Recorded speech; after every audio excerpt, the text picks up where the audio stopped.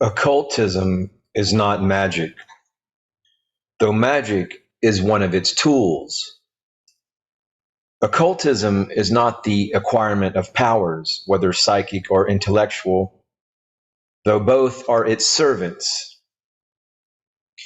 Neither is occultism the pursuit of happiness, as the common man understands the word. For the first step is sacrifice, the second, renunciation. Occultism is the science of life, the art of living. Occultism is not magic. It is comparatively easy to learn the trick of spells and the methods of using the subtler but still material forces, the ether forces of physical nature, the higher, subtler energies of physical nature. The powers of the animal soul in man are soon awakened. The forces which his love, his hate, his passion can call into operation are readily developed. But this is black magic. This is sorcery.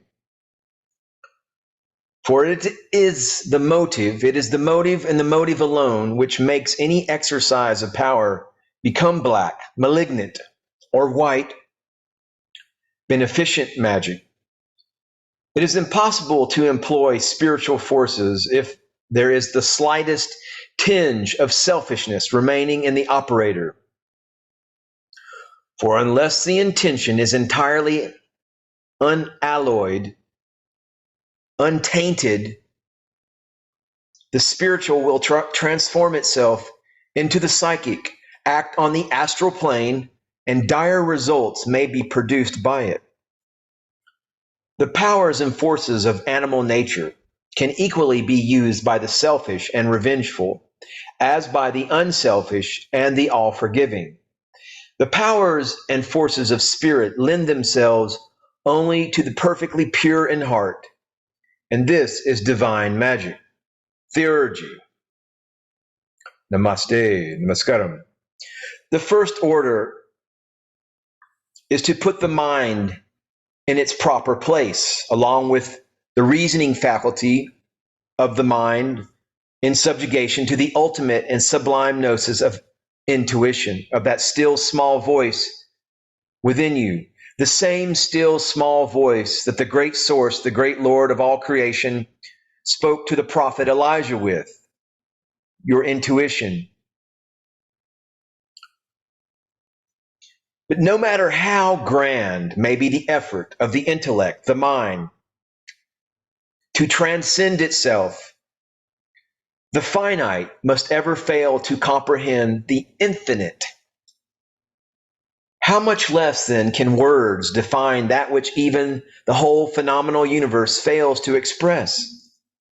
The change from the one to the many is not to be described. The change from source, the emanating powers of source manifesting in this physical reality, is not to be described. It is undescribable by the human mind.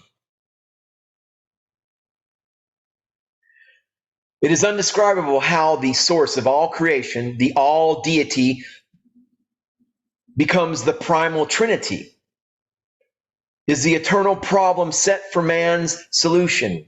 No system of religion or philosophy has ever explained this inexplicable mystery, for it cannot be understood by the embodied soul, whose vision and comprehension are dulled by the grossness of its physical envelope, this genetic vehicle. Even the illuminated soul that quits its prison house, this meat puppet, this flesh suit, to bathe in the light of infinitude, can only recollect flashes of the vision glorious once it returns again to earth. I tell you, there are many gods, but one God of all these gods, incomprehensible and unknown to all, a power of immeasurable and ineffable light, whose greatness is held to be incomprehensible, a tower which the maker of the world does not know. this lesser God, this demonic demiurge who made this realm. This is fundamental dogma of the gnosis, of all truth seekers, of all mystics who have gone beyond this third dimension. In all ages, the demiurgic deity is not the all deity. This demiurgic deity, this demon of this fallen realm, the God that's spoken of throughout the Bible, is not the all deity, is not source creation, certainly not the God of the Old Testament. Now, I'm not talking about the living God of love that Yeshua spoke of, but I must be very careful in this use of words by the limited mind. I must spell this out for those still caught within the illusion and traps of organized religion. Those mental pygmies, mental chumps who are still part of the external savior program, who do not recognize those satanic emissaries of this Ha-Satan that are in the organized religion, who do not recognize the I am divinity alive within each man and woman on this planet, who want to promote this external savior program. This demiurgic deity of this fallen realm is not the all deity, not source of all creation. For there is an infinite succession of universes, each having its particular deity, its creator, its Brahman, to use the Hindu term. I don't want to trigger your religious trauma syndrome, organized fundamentalist Christians, but this Brahman is not that which is para Brahman, that which is beyond Brahma, that which is beyond your God. I'm talking about the source of all creation.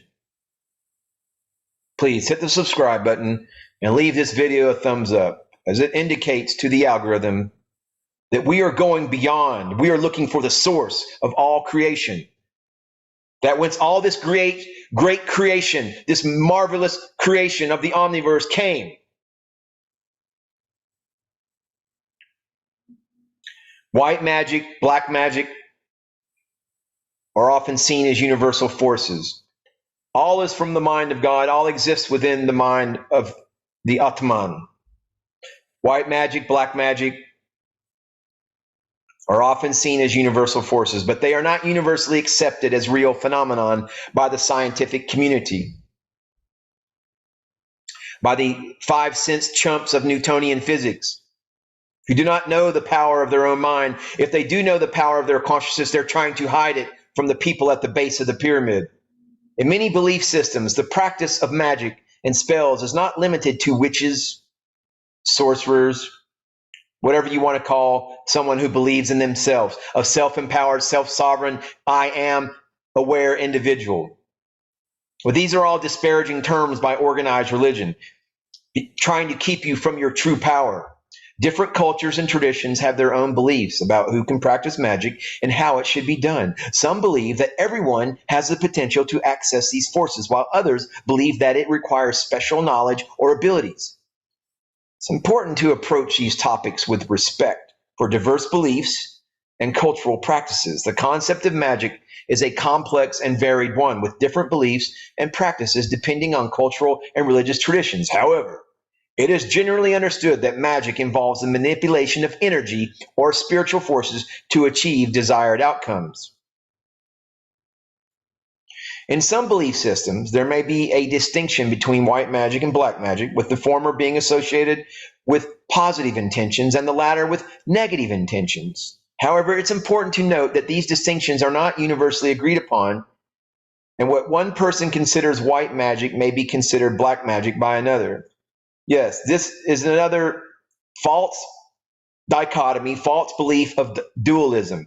There is no one who is entirely good, and there is no one who is entirely black. And moreover, these terms, these color designations for energy are not accurate, and they tend to be misinterpreted as in some other kind of third dimensional way, as color associated with a genetic vehicle. It leads to much confusion. We must dispense with this dualistic thinking, this primitive 3D thinking of absolutes. In the fifth dimension, there is no white, black magic. There is only manifestation of divine will in accordance with divine plan, because there will be nothing other than that. in the New Jerusalem, the golden earth, the new earth of the golden age, in the fifth dimension, 5D earth, in the quantum reality of manifestation through the heart-brain coherence. There's no black magic, white magic. So if you're still caught up in that dichotomy, if you're still caught up in heaven and hell, of Satan and God and all that, you're part of the 3D world, you're part of the confusion, and you will end up destroying yourself. You'll be going along, you'll be dissolved with this harmonic universe number one. It's already been dissolved for me. I'm merely here as an ascended master to spread gnosis, to spread light, to, if there's any one person who, if any one thing that I possibly say means anything to somebody, turns on a light bulb, helps elevate a vibration, helps raise a vibration of consciousness, then I'll consider my mission accomplished. As for who has the ability to practice magic, this is also a matter of debate. Everyone is magical. This is more of the same. Everyone has the power within. The only, literally here within this dimension, the only prerequisite, the only deciding factor, the only single factor is the power of belief. And you must believe in yourself. It starts with self-respect. It starts with extricating yourself from the gaslighting, vampiric parasites of organized religion, the gaslighting individuals in your life, and having self-respect and thus self-love. And thus, that is the ascending path. That is the road to the new earth, to the new Jerusalem. That is the key to the gates of the kingdom within, is belief. Belief in yourself, belief in your right to manifest your divine life, the vision of your divine life. And that is true magic. Namaste, namaskaram.